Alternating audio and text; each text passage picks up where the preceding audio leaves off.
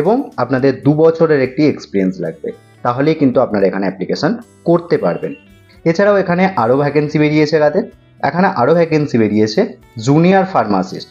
এখানেতে আপনাদের অ্যাপ্লিকেশান করার জন্য এডুকেশান কোয়ালিফিকেশান কী চেয়েছে, এখানে অ্যাপ্লিকেশান করার জন্য আপনাদের এডুকেশান কোয়ালিফিকেশান চেয়েছে higher secondary science or equivalent with 2 years diploma course in pharmacy from a recognised university, registration with pharmacy council of any state of central.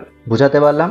অর্থাৎ যে জুনিয়র ফার্মাসিস্টের জন্য এখানে ভ্যাকেন্সি বেরিয়েছে, সেখানে আপনাদের অ্যাপ্লিকেশান করার জন্যে আপনি যদি এইচএসএ সায়েন্স নিয়ে পাস করে থাকেন, তার সাথে ডিপ্লোমা করা থাকে, তাহলেই কিন্তু আপনারা এখানে অ্যাপ্লিকেশান করতে পারছেন।